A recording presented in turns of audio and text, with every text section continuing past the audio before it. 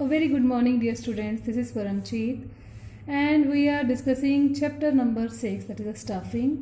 Today we will discuss 6.2, next topic, that is the recruitment, meaning and sources. Okay. So 6.2, recruitment. What is the meaning of recruitment? It refers to the process of searching the prospective employees and stimulating them to apply for the job in the organisation. Recruitment एक वो process है जिसमें हम जो भी हमारे पास vacancies हैं या वैकेंट हैं जिन एम्प्लॉयज़ के लिए, तो हम उनको सर्च करने के लिए ये एक प्रोसेस का यूज़ करते हैं. ठीक है. और इसमें वो लोग अप्लाई करते हैं और आगे उस जॉब के लिए ये एक पॉजिटिव एटीट्यूड शो करती है. ठीक है. पोटेंशियल एम्प्लॉयज़ यानी कि जो बाद में हमारे फ्यूचर में वो एम्प्लॉयज़ बन जाएंगे, उनको सर्च करने की एक प्रोसेस है. Right. Next is that according to Flippo, recruitment is a process of searching for prospective employees and stimulating them to apply for the job in an organization. Same here. Second definition is that it is a process of attracting potential employees to the company. ठीक है. ये एक process है employees को search करने की. Right.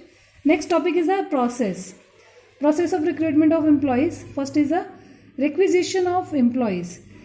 मतलब सबसे पहले आपको रिक्वायरमेंट्स जो है वो पता होनी चाहिए. रिक्रूटमेंट प्रोसेस स्टार्ट कब होती है? जब हमारे ऑर्गेनाइजेशन में रिक्वायरमेंट है एम्प्लॉयज़ की, तभी हम इस प्रोसेस को स्टार्ट करते हैं. After determining the need of the employees in their respective department, the departmental managers bring it to the notice of the personnel manager. पहले वो अपने डिपार्टमेंट में चेक करता है कि कितनी रिक्वायरमेंट है, किस तरह की वैकेंसीज हैं, कितने लोगों की रिक्वायरमेंट है. ठीक है. फिर वो रिपोर्ट जो है वो पर्सनल मैनेजर को करता है. सेकंड जो इसमें स्टेप आएगा, that is identification of the sources of recruitment. Personal manager जो है इसमें आइडेंटिफाई करेगा कि किस टाइप की सोर्सेज को यूज़ किया जाए. ठीक है. जैसे कि ऐड दी जाए या फिर मतलब कौन सा सोर्स यूज़ किया जाए, जैसे एम्प्लॉयमेंट एक्सचेंज का यूज़ किया जाए या अपना इंटरनल सोर्स यूज़ किया जाए कि प्रमोशन के थ्रू या किसी भी थ्रू. वो अपने सोर्स को यहाँ पर आइडेंटिफाई करेगा अपनी उन लोगों के हिसाब से कि वो पर्सन जो है उसको ईजिली कहाँ से कैसे अवेलेबल होंगे. Okay. Third point is that is the invitation to the interested people. यहाँ पर क्या होगा कि अब वो पर्सन जो है इनवाइट करेगा, वो एक इस तरह का रिकॉर्ड बनाएगा कि उसको क्या चाहिए, मतलब किस तरह के पर्सन चाहिए, तो उसमें क्या उनकी क्वालिफिकेशन होनी चाहिए, मतलब जो भी है, जैसे नंबर ऑफ वैकेंसीज कितनी है, नेचर ऑफ जॉब क्या है, qualification required, experience, detail of salary, condition of employment, last date of application and brief detail of the selection procedure. तो ये सब डिटेल जो है वो प्रिपेयर करेगा personnel manager. Okay. So information must be prepared in a simple and attractive language so that the large number of application जो है वो रिसीव हो सकें. ओके. Next is the last fourth point is the preparing the list of deserving applicants.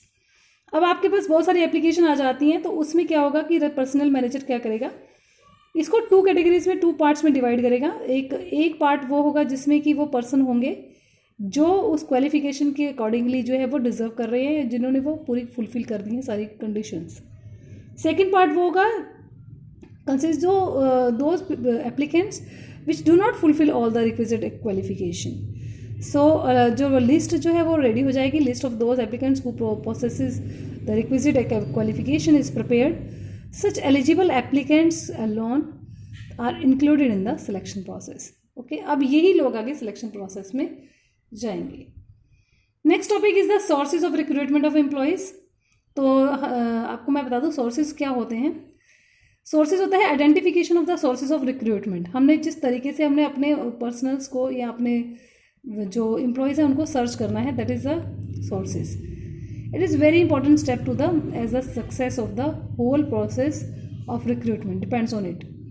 आप कौन सा source उसमें चूज कर रहे हैं, ये आपकी सक्सेस जो है इस पे ही डिपेंड करती है. Okay. If personal manager fails to identify correctly the sources of recruitment, he will not able to find suitable employee. So consequently, it will be difficult to achieve the objective of the organization. Okay, to attract employees to the business organization, usually 2 kinds of the sources हैं हमारे पास. First is the internal sources and second is the external sources. Internal sources का मतलब है यहाँ पर अपने खुद की ऑर्गेनाइजेशन के जो है पर्सन्स, उन्हीं को ही हमने यहाँ पर अपॉइंट करना है.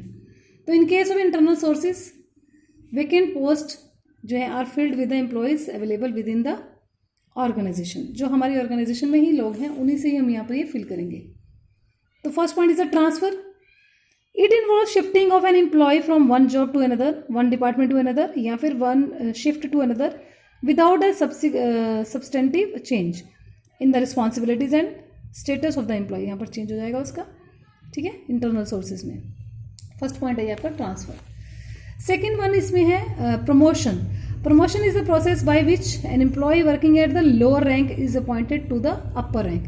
अब उसको लोअर से अपर रैंक में जो है अपॉइंट कर रहे हैं, वेयर हिज रिस्पॉन्सिबिलिटी बढ़ जाएंगी, उनका स्टेटस, सैलरी, ये सब इन्हांस यानी कि बढ़ जाएगा, ठीक है। ऐसे इसका अपोजिट होता है डिमोशन। डिमोशन भी उसमें यूज़ कर सकते हो आप। Post can be filled by the sending an inefficient अगर एम्प्लॉय है तो उसको लोअर पोजीशन पे भी यहाँ पर ट्रांसफर किया जा सकता है, ठीक है। It is called demotion. Third one is a lay off. Lay off means temporary separation. कई बार होता है ना कि कुछ एक ऑर्गेनाइजेशन होती है जो एक सीजनल वर्क करती है, तो कुछ सीजन में उनका वर्क जो है वो नहीं होता है, तो उस केस में क्या होता है, lay off takes place due to the lack of work. अब वर्क नहीं है तो उस टाइम पे आप उनको ले ऑफ कर देते हैं, जॉब से अलग कर देते हैं। पर it is clear understanding between the employer and employee. उनको ये बिल्कुल क्लियर होता है कि जो प्रेफरेंस है उन्हीं को दी जाएगी जब भी वर्क होगा, ठीक है। When work will be available तो उन्हीं को प्रेफरेंस दी जाएगी, ठीक है। नेक्स्ट टॉपिक है merit and demerits of the internal recruitment. अगर आप इंटरनल रिक्रूटमेंट यूज़ कर रहे हैं तो उसका क्या बेनिफिट रहेंगे। First of all the increase in motivation. यहाँ एम्प्लॉयज़ जो है वो काफ़ी मोटिवेट होंगे और organisation is boosted when the recruitment is made by the internal sources, ठीक है। पर्टिकुलरली स्पेशली जब आप उसमें प्रमोशन के साथ उनको वैकेंट फिल करते हैं तो ये काफ़ी इंस्पायर करता है एम्प्लॉयज़ को और वो अच्छे से और काम करने की यहाँ पर कोशिश करते हैं। Second is industrial peace. जब यहाँ सबको पता है कि हम इंटरनली यहाँ पर सोर्सेज को यूज़ किया जाएगा तो वो क्या रहेगा, टॉप टू बॉटम ये पूरे ऑर्गेनाइजेशन पे इम्प्लीमेंट होगा। तो इससे this motivates the employees to enhance their performance through learning and practice. तो वो सीखने की कोशिश करेंगे। तो यहाँ पर एक इंडस्ट्रियल पीस, शांतिपूर्ण ये एक माहौल बन जाएगा वहाँ का। Third point is a easy selection. Easy selection कैसे हो जाएगी, क्योंकि उनको ऑलरेडी पता है अपने एम्प्लॉयज़ का कि वो कैसी वर्किंग कर रहे हैं।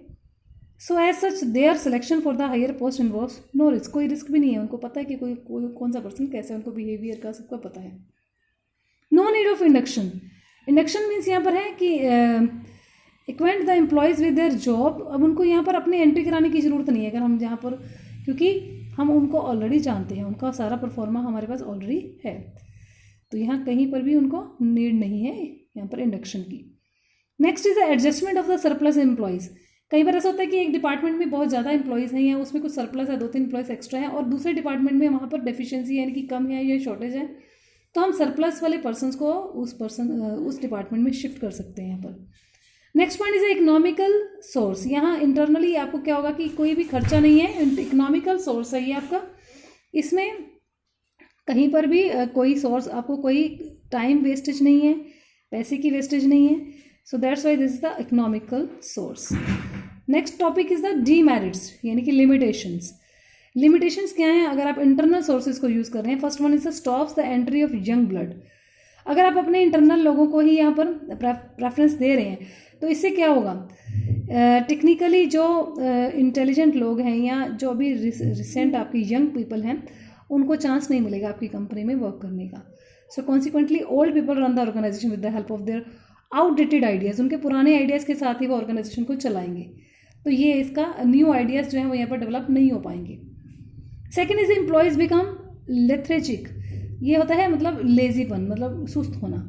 एम्प्लॉयज़ को पता है कि हमें ही आगे इन लोगों ने प्रमोट करना है, सो दैट्स वाई वो लोग लेजी हो जाते हैं, ठीक है, और बहुत अच्छे से मतलब वर्क नहीं करते हैं, एफिशिएंटली वर्क नहीं करते हैं। Third point is not available in new organisation. Recruitment through the source of the possible only in the previously establish organisation. यहाँ पर नई ऑर्गेनाइजेशन जो है वो not available in new organisation. ये जो रिक्रूटमेंट है नई ऑर्गेनाइजेशन के लिए इम्प्लीमेंट नहीं हो पाएगी क्योंकि न्यू ऑर्गेनाइजेशन में और पहले से उनके पास एम्प्लॉयज़ नहीं है, ठीक है, तो ये उस पर इम्प्लीमेंट नहीं हो पाएगी। Fourth point is the sense of competition among employees hampered. Sense of competition is aroused when one is confront with the better qualified employees. ठीक है, this system is recruitment hinders. यहाँ पर ये भी एक तरह की रुकावट बन जाती है. एंड जब बेटर क्वालिफाइड एम्प्लॉयज यहाँ पर जो है उससे बेटर हो सकते हैं वहाँ पर एम्प्लॉयड, लेकिन उनको वहाँ पर चांस नहीं मिलता क्योंकि यहाँ पर कोई कंपटीशन नहीं हो रहा, कोई कंपटीशन एग्जाम नहीं है. सो ये भी एक इसकी हिंडर्स है. Third next point is a frequent transfer hit productivity negatively. In this source of the recruitment employees are frequently transferred. यहाँ पर उनको ये नहीं पता कि वो कब किस पोस्ट से कहाँ पर ट्रांसफ़र हो जाएंगे, तो वो अपनी उस जॉब पे एफिशिएंटली वर्क नहीं कर पाते हैं एक सिंगल जॉब पे रहते हुए. ठीक है, तो स्टूडेंट्स आज हम इंटरनल सोर्सेज तक ही कंप्लीट करेंगे. Prepare your notes up to the internal sources and merits and demerits also. So thank you so much. Have a nice day.